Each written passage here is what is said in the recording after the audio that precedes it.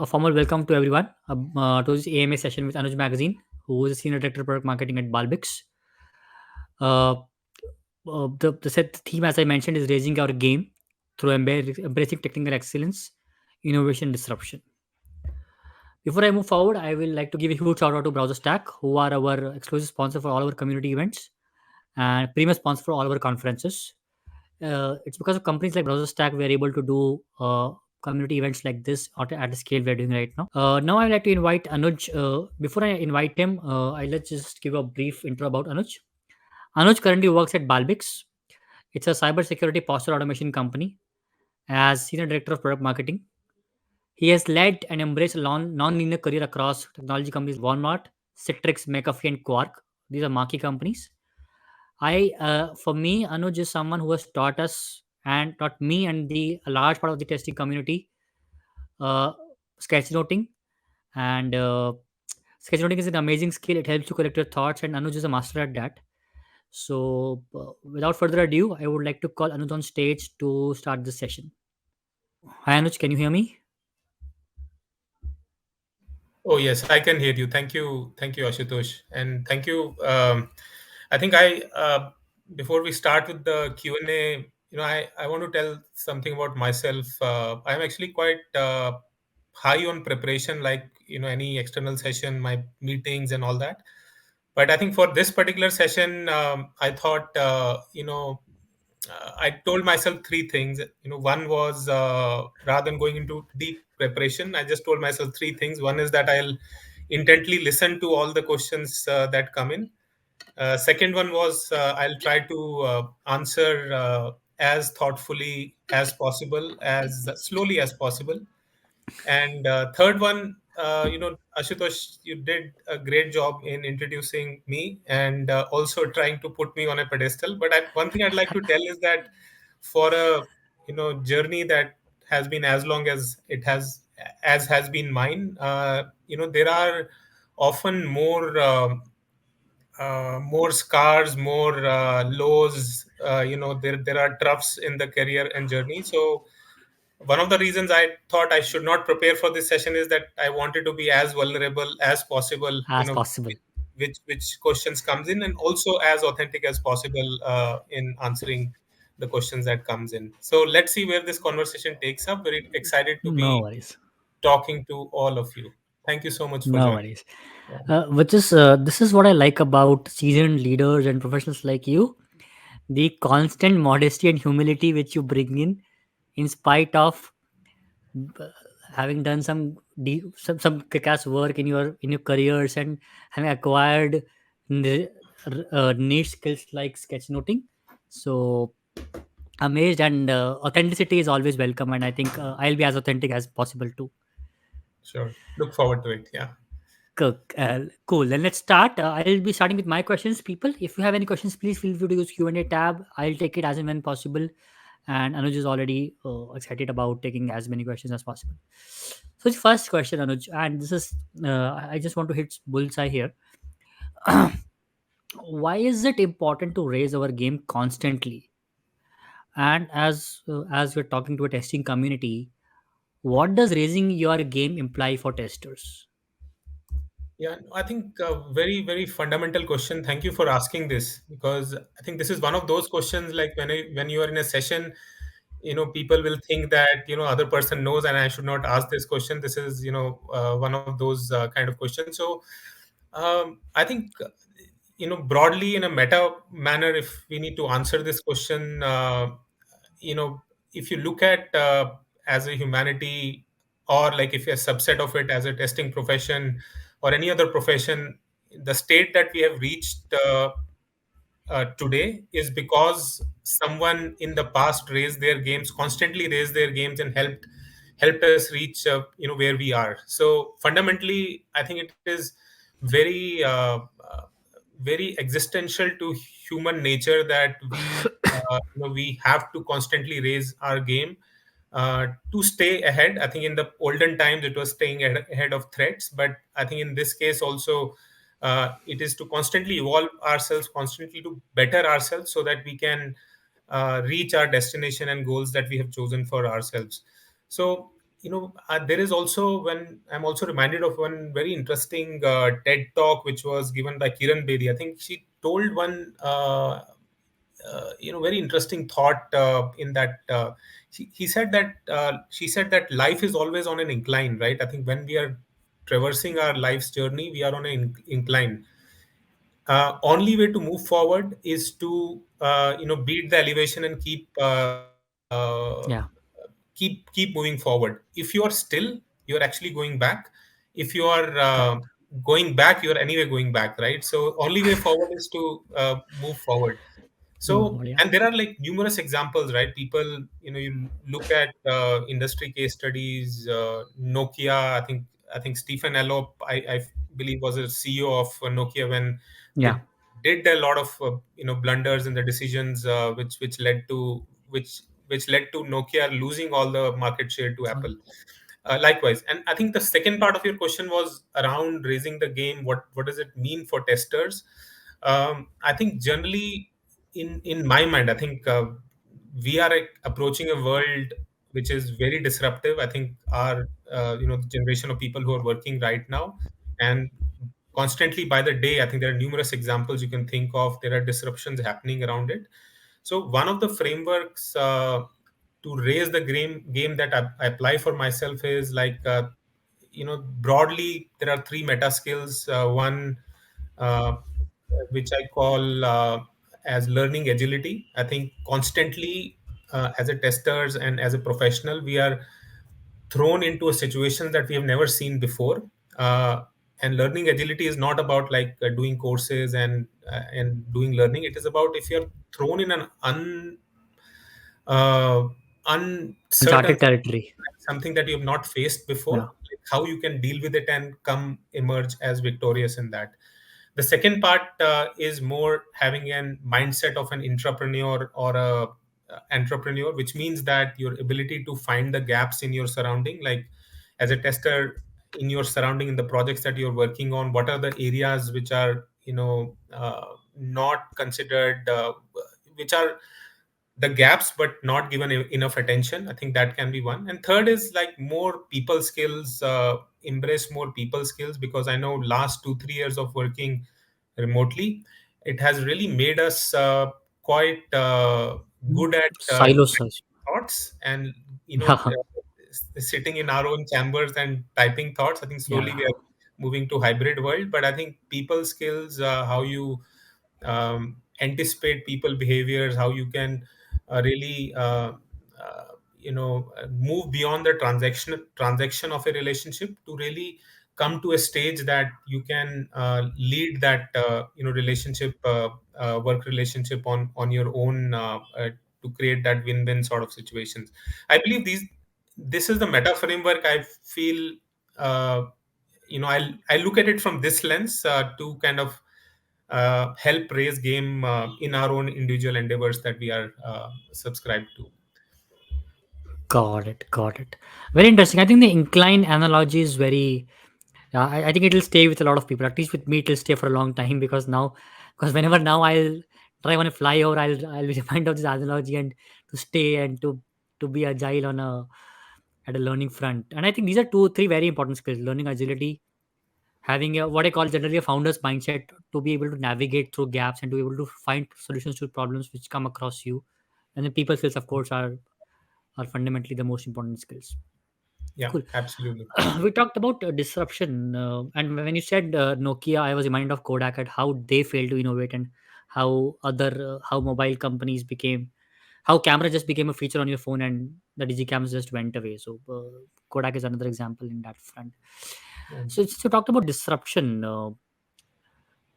What is disruption in your view, and is disruption only being about the next SpaceX or the next, let's say, Zepto or the next Google? No, yeah, interesting question, right? I think there are huge examples that we have seen in the past. I think if I don't go like too much back into time, I'm sure most of you have heard of ChatGPT. Yeah. The phenomena that is happening around us.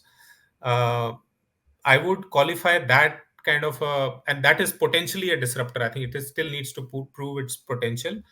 If you look at the way Google evolved over a period of time, like 20 years back, and that time I always used to think that, if a history of mankind is written, there'll be two phases. One is before Google and one is after Google. And likewise, we talk about printing press, right? When printing press came, the knowledge really started to become commoditized, wherein you could write your things, you can print it, and people could read. Before that, it was more anecdotal, right? It was passed on from generation to generation, and Google changed that the whole paradigm to bring knowledge to your fingertips.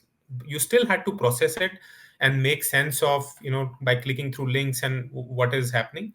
And what ChatGPT does is, you don't even need to click on links. You just get a well-framed answer into any questions that you might have, and it does a pretty good job. It's whatever limitations are there at the moment, which will go away with time. So I think, to me, disruption is something that fundamentally changed the trajectory of an industry. Um, and from the consumer standpoint, you can think of disruption in certain paradigms, right? I think one is, if you are, does it help you save a lot of time? Maybe 10x time than what you had, or does it innovation help you save uh, 10x money that you were originally spending on something, which just came your way. Got it. Or or it can be, it is helping you make money in some way, right? I think money Got it. is maybe one form of value that I talk about. But Got it. disruption is really something that changes the face of the existing, the way the markets operate, right? I think, Hmm.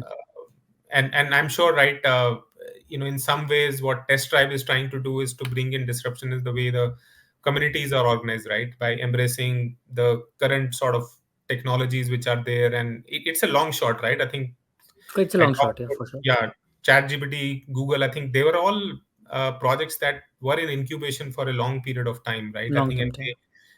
they stood the test of time before they were really started to be called as disruption. Nothing is an overnight success. Overnight success. That is true. For the test drive, we are just we're just trying to make a scratch. For us, the disruption is still a very very long shot. Yeah. But coming to disruption, Anuj, so has is the disruption only have to be a magnitude of something like a chat GPT or Google, or can testers be disruptive as well in their day-to-day jobs? If yes, how they can be disruptive in their day-to-day jobs if possible? Or is it always have to be that magnitude of a impact of a chat GPT or a Google, or let's say a SpaceX? Yeah, I think, I mean, yeah, we all can be disruptive in our own lives. I think that is where, that is the spectrum that we have a full control of.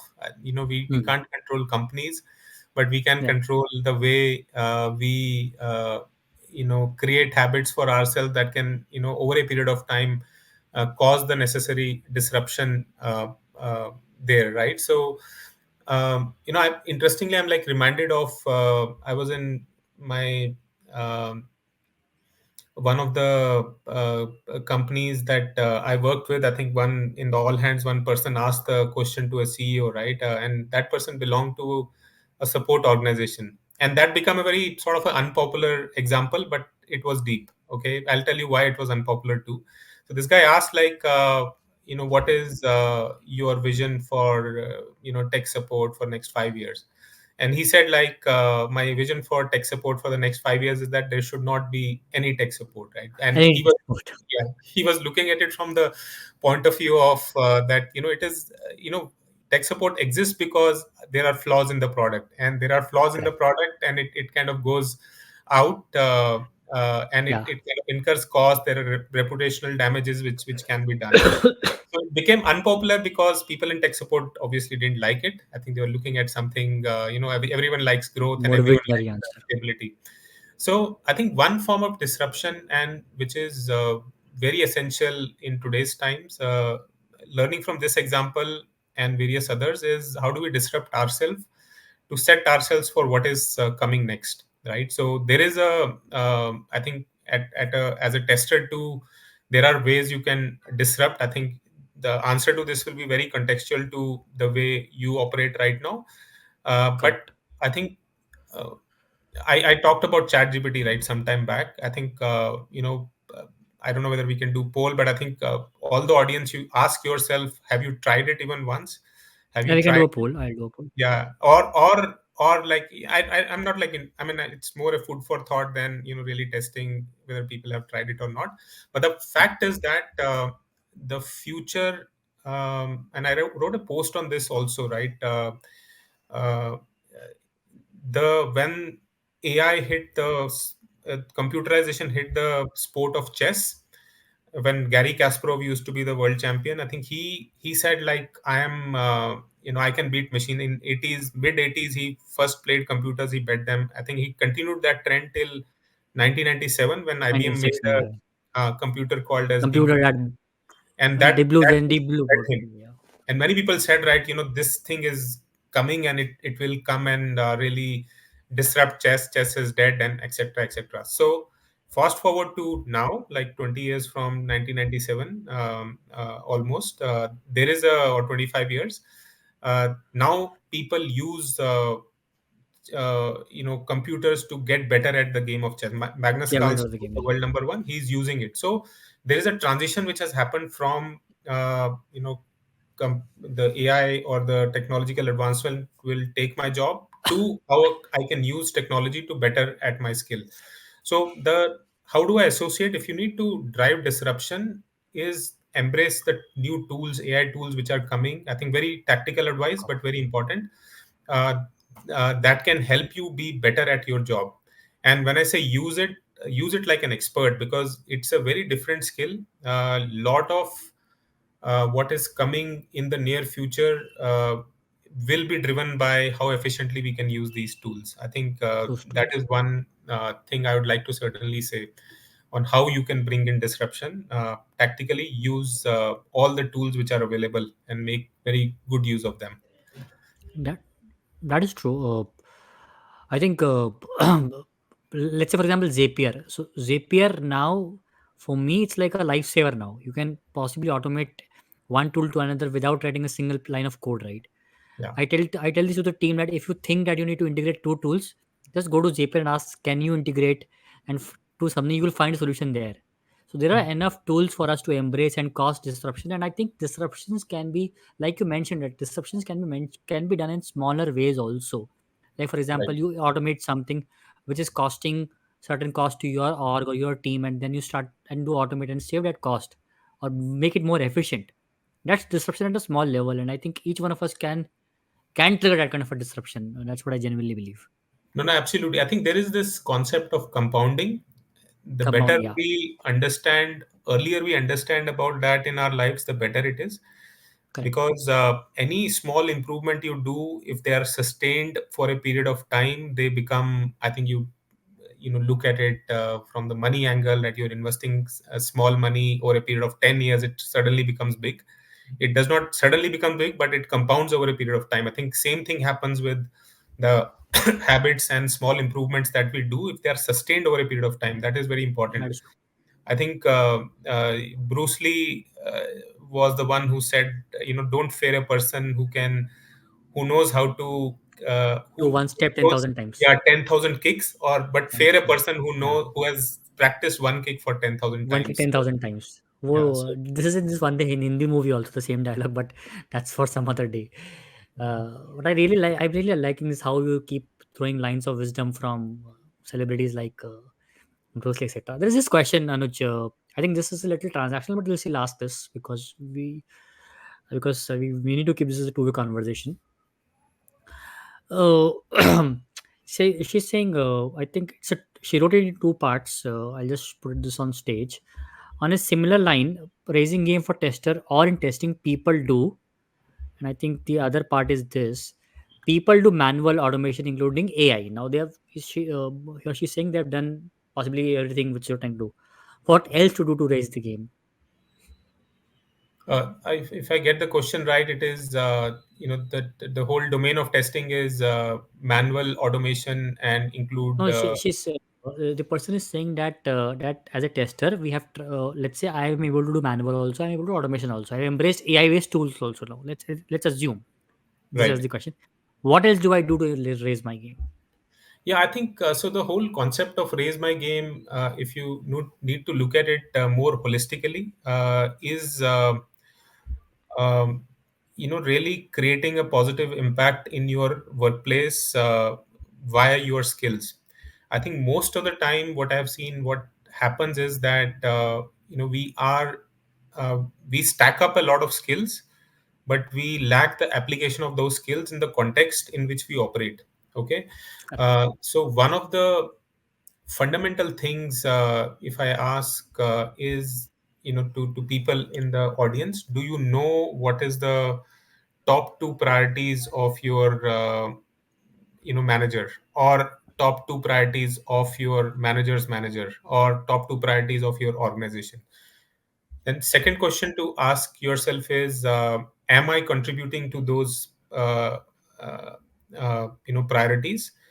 And do I have a substantial proof that I am contributing very well to those priorities, right? I think when I talk about gaming, raising the game, it is important, like in addition to considering the components and the functional aspect of the job, right, which constitutes the entire job description. It is important to uh, have a right kind of line of sight and alignment with the priorities of the organization. So most of the time, Correct. what happens is that we stack a lot of skills, but uh, we lack situational awareness, and it can be gained, right? You talk to people, you try to understand. I think there was one time when I was leading, having this leadership position in one of the organizations that I worked with.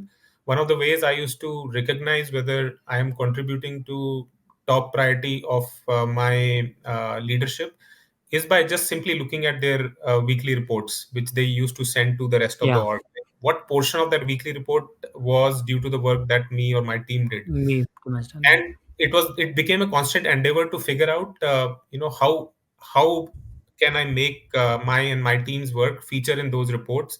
And that was my way, because it'll feature, only thing that will feature in the reports is the one that is being considered important by the manager, and he or she need not tell me all the time, right, that this is important. So there are signals that you can catch. So that's why there is a good deal of situational awareness which is needed to Correct. raise the game. And then you keep stacking the skill, but find the avenues to apply those skills in the context in which you are operating. I think this learning situational awareness is such a rare thing which people talk in general about. Just being aware about the micro environment of your org and the Yeah. macro environment of the industry which you're operating in. And if you're just generally aware and be more contributing towards your, like you said, I think that's such a strong advice and such a valid advice that it's if people can make use of it, I think they'll shine. And such rarely talked in general. People will talk about stacking skills, people will talk about being more productive and being more efficient, but very few people will talk about just being aware about the micro and the macro environment you're operating in general. No, absolutely. Cool. I think uh, let's move to this now. I think I'll move to the innovation section now, because innovation is something which is in every appraisal form, right? How much did you innovate? Like that's a part of every appraisal form which people fill in general. So fundamental question again, Anuj, is innovation a learnable skill, or are people born innovators? And if people, and how can people who are not born innovators still innovate and be good at it? Yeah, I think there is this abstract notion of innovation, which is important to understand, right? So there is a um, different phases in which the whole, we talked about few terms, right? Innovation, disruption, and then there is another term called as creativity, right? How do they Correct. all operate in the context in which we are operating? So creativity is generally ability to generate new and original ideas, right? It's process of coming up with the newer ways and newer ways of doing things.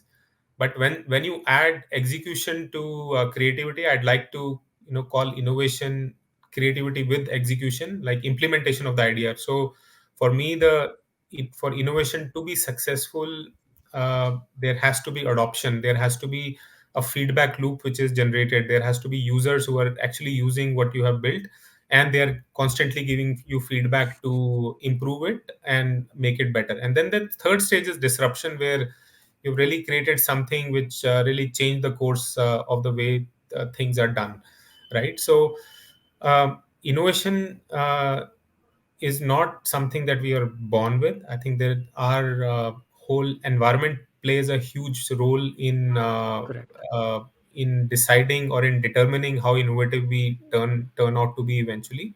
So I'll give like in one of my previous organizations, I was leading the innovation function for the organization, and one of the things that we did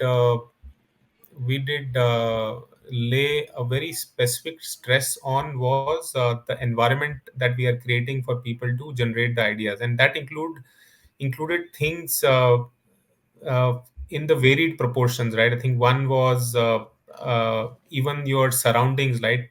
Where you're doing ideation, how it should be, like what kind of lighting should be, what kind of things should be around you to inspire you to come up with an idea. And the second thing was that we did was we instituted some sort of a programs that can help people to express and communicate their ideas, well. And what we saw, right, over a period of time, I ran till about three iterations of that program, the whole, for 3 years. And what we saw over a period of time, there were clear signals that people were responding to the interventions which have been added there, which really, uh, you know, pro, help me believe that there is the hypothesis whether innovation can be taught. I think if you create the right kind of environment, it can be really taught and imbibed over a period of time, right? I think there is nothing that cannot be done, without learning. I think if you look at the examples in the alternate world, right, sports, right, if you see Yeah. Surya Kumar Yadav hitting those Yeah. outrageous shots. He was not born with that ability to hit those shots. I think 2 years before he was not even hitting those shots. I think he suddenly practiced Correct. on how he can bend his back so much that he can hit the shot. Like it was a Correct. gradual compounding of various habits or various actions that he took that resulted in him becoming what he is being talked about. So absolutely learnable. I think we need to be very intentional. And one last point I'd say is that uh, it's important to being uh, be with the people who you think are innovative if you want to be innovative, right? I think try to spend as much time as possible with the people who you think are your role models in the space that you want to grow. I think that will really, there are no shortcuts to success, but there are smart cuts, right? You can really accelerate your learning if you find the right people to engage with. Certainly, I think what you point out is spot on. Having the right environment design in front of you, whether which is it could start from your work environment, it could start from your desk, how do you operate it, and it could start from, let's say, the kind of people you keep company with. I think it can be breeded in small little ways, and it just be. I think for people to start learning innovation, I think they have to be more courageous also to some extent. Like Absolutely. just not being worried about how my idea would be taken by someone. Just keep a thick skin and be courageous about pitching ideas, getting them sorted. And again, what you said in the end is very important: is taking things to a logical conclusion. I think not everything works. Yeah, Certain things will fail, but they have to be concluded. Okay, I innovated, didn't work out. I'll go back and see how do I improve the next time. So conclusion, taking to conclusion is, I think, what you mentioned is spot on. Yeah, interesting. What Anuj, I read this book called this is a book on financial accounting by Smith and Smith. It's uh, and the book, in the first few pages, it says replicative business models are underrated and innovative business models are overrated. That's the first thing he said. The book said in the first few pages. So I have the same question. This might be a little controversial, but I just want to have your views on this in as authentic way as possible. Uh, is Innovation overrated and replication underrated. Yeah, I think replication, I believe what you mean by replication is copying someone else's ideas. I'm not saying copying someone else's ideas by like a blatant copy. I Yeah, yeah, mean, let's say let's say just being inspired. Let's say you have a Blinkit who's trying to do a Zepto, but being better at execution. yeah, yeah. So yeah, that's like a diplomatic way of saying it. But I think people do copy ideas. I think uh, we are talking about it in this forum, but a lot of people. I heard Steve Jobs talk about it. I heard so many other people talk about it, and they in their actions also they did right. I think the user interface for the whole concept of user interface came from Xerox, and then the Apple and Microsoft were capable enough to adapt that idea to their situation and make it successful. Right. Eventually, uh, replication also requires a very flawless execution. It requires someone really grinding and making sure that it is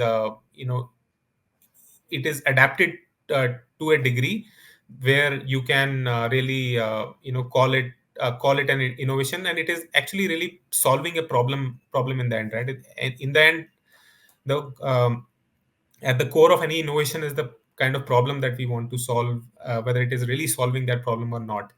So innovation, I won't consider both a separate or parallel streams like innovation and replication. I think replication is one of the ways to get creative ideas. And then, if you look at the whole process of innovation, which is, probably oxymoronic for me to be calling innovation as a process. But normally, if you see, there is a big funnel of ideas which starts, and then slowly you narrow down the ideas. Then some ideas, after you do the testing, market testing, they go off. Then there are a very small portion of ideas that remain, that you do experimentation on and come up with an idea that you'll really run away with. And the top of the funnel of innovation funnel is really the your you need to get ideas from various sources. And replication is one of the ways, like how has industry done in the past, right? Can I get some inspiration from the history, right? When bullock cart was invented, what was there, what must have gone through the mind of a person who invented bullock cart, and what problem he or she was trying to solve at that stage. And all those things feed into your idea funnel, which goes through a systematic learning process in which you can disqualify ideas. So ideas can be a spark of inspiration also, like some people get a spark uh, that I need to work on it and that clicks. But those cases are very rare, right? I think ideas need to go through the test of the entire grind which goes through. So replication is one of the means to create the creative ideas and feed into the innovation funnel. I think that's how I'd like to look into that. I think that's a very smart way of looking at it in terms of just being not being called copying and putting this as one of the input streams to an idea funnel, like you mentioned. I think that's a very smart way of doing this. I'll move to the tech excellence part. I think I have two questions on this, which I want to really take before I let you go. What is technical excellence, and how do we know at what stage is one to achieve it? Is it measurable? And if it's measurable, how is it measurable? Okay, yeah, I think one of my roles at Walmart was to raise the bar of tech culture. That was what my job description was when I was with Walmart, to raise the bar of tech culture at Walmart, right? And then how do you break something as big as a tech culture and create something that you can show a tangible progress of? But I'll come to that part. Before that, I want to give an example from my first job, right? I think we were uh, some of you maybe who don't know me may be confused with my designation. I'm in marketing right now, but I did do testing in the initial part of my career. So in the early days, there was this problem our manager was facing, and in the status reporting, right? And there was this guy who basically figured out a way to do a simple automation in Excel, and change the color coding and all that. And he learned that skill on the fly, and then figured out a way to solve that problem. The second instance which happened, which was a few months later, was, we got one email from our country head. I was in like Mohali, Punjab at that time, and he said that Punjab tourism wants to build a touchscreen interface, and touchscreen interface was very unheard of at that time, right? And we need some volunteers who can work on this project. I looked at this and I said, like, boss, I don't know, I have not worked on touchscreen, so I let it pass. Like 6 months later, again another email came, and this time, they congratulated that this project is installed and these people contributed, and one person happened to be the guy who I knew, and he was part of my team. I went ahead and told him, boss, I think you knew how to make a touchscreen interface. He said, no, I didn't know how to make it, but I said, like, we'll figure out as the things come. So I learned a lesson a very hard way in both these cases, that a lot of time you let go of problem because you don't know technology, you don't know anything. But a lot of time people who succeed are the ones who just raise their hands and say that I will figure things out. So one very important element of technical excellence is identifying the problem, pinpoint problem, what is the problem that is being solved, and second is how can I use technology, my skills, or learn new skills to solve that problem. I think at a fundamental level, I look at it, tech excellence, through these two lenses in these stories that I have told.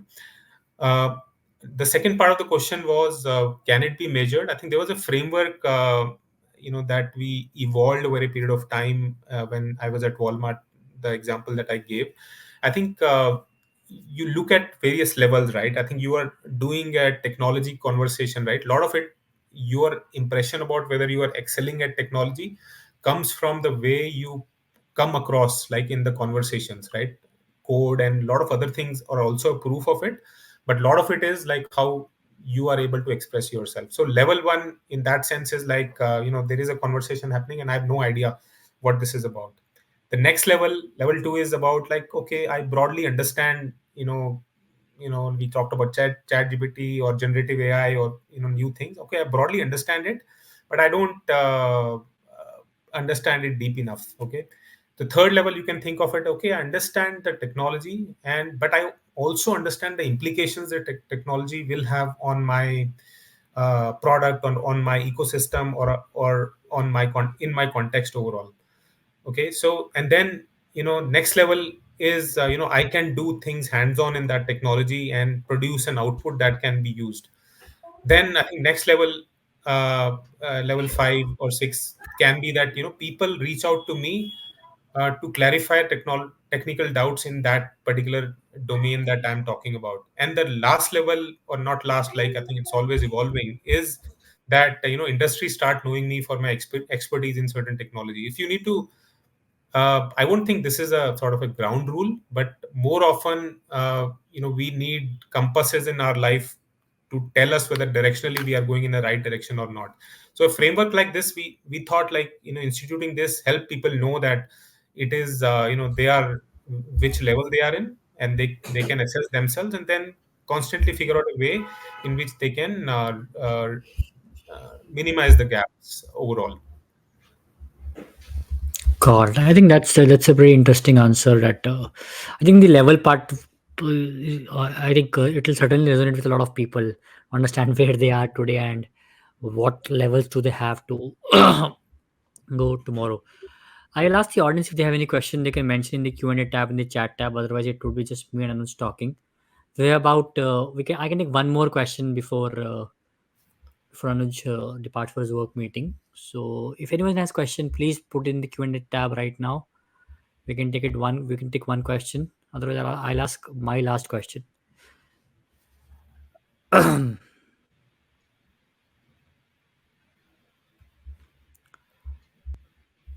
Okay, I think there's not coming right now. There might come at a later stage. I'll pass it on to you offline. My question is on. on sustaining tech excellence for a longer period of time. You might, like you said in the initial part of your intro, there's always peaks and troughs in a journey, right? In being excellent, also there'll always be peaks and troughs. You will embrace technical excellence to a large extent for some time, and then you will drop. How do you do it for longer sustained periods of time? Something like a tech excellence embracement. Yeah, and I think in your if I can just understand that question better, like what would be long for you when you long, say long long, enough? long. If I have to put it in a very philosophical way, long till it becomes the habit, and you just that becomes your natural self. Yeah, I think I'll maybe give a broader answer, right? What Works. the way how I have approached things in my career, right? If I really need to think, I split my career into two halves. Like one half I was really following a very linear path, and the second half is when I started following the non-linear path, and there were a lot of factors that led to it. I think eventually, if you are in a long haul, uh, in for example, if you want to stay in a domain for a longer period of time, then to master the skills in that domain and then grow up the ranks. I think that is one part that I did in the first half of my career. And the second half of my career, it is being more an approach of a gig based approach to a career, in which I think, like what I do right now, I do it for 2 3 years horizon, and then I'll figure out like what I need to do next. I think this is what how gig workers normally operate. I think that is that whole concept applied to this. I think my last half of the career has been just around my every my next job was not related to my last job, which means I could apply the meta skill, and that is very intentional path that I took.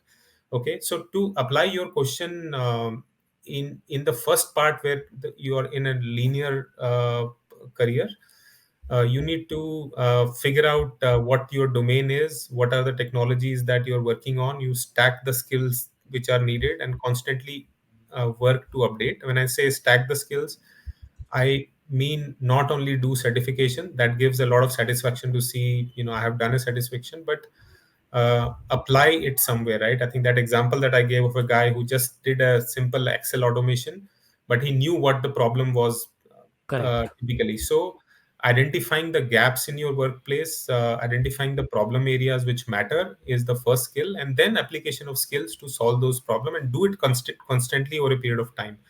And while you do that over a period of time, take up the problems uh, which are more complex in nature, which are more which can really help you stand out in the company. Okay, if you're doing a non-linear path, I think I look at it like for the last half of my career, it is like I did technical operations, then I headed innovation, then I was heading product management, then I was heading strategy and operations, then I'm doing marketing now. So that is very intentional. I wanted it to be this way. So in that case, I know that my time frame that I have set for myself is Got it. um, 2 to 3 years, which means that I need to be able to put myself in a situation that I can learn that skill fast enough, and show constant value to the organization there. So one concept that I'll leave you with is, I think there is a given the I'm assuming most of the audience is from India. I think given our education system, we have a lot of Yeah. emphasis on being best in the every field that we want to do. There is nothing wrong with it. I think school may we always used to think we want to become Yeah. You want to be the best. toppers. Then I think then in Yeah. that gets translated to workplace. I want to get best Workplace. rating and etc. etc. I think it kind of that mindset shows. But what I'm trying to twist that mindset a little bit when I say this is that aim to be unique and not necessarily always the best.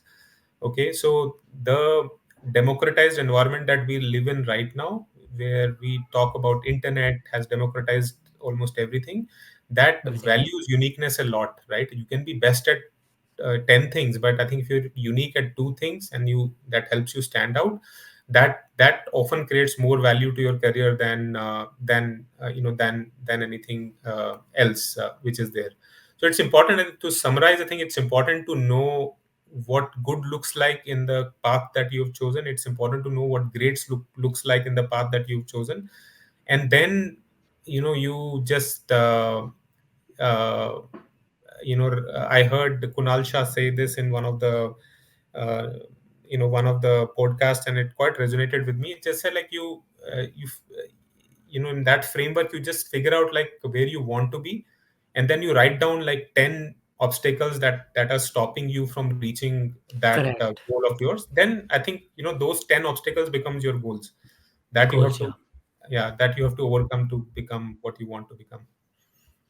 Got it. I think that's a very holistic and a very actionable answer.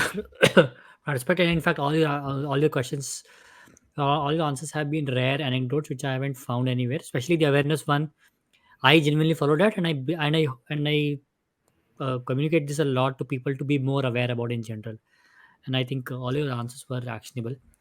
For that, I think we have to end. I think thank you everyone who tuned in, and thank you Anush for doing this. You have been always kind. Your support with this tribe. You always keep chatting that you have been very kind to us in whatever way you do, support us and contribute to the community. Thank you Anush No, for doing this. thank you. My pleasure. And thank you everyone for spending time. And thank you, Ashutosh. I think you were wonderful as a host, and, look forward to connecting. No, same thing. Thank you Anush. Thank you for doing this. Yeah.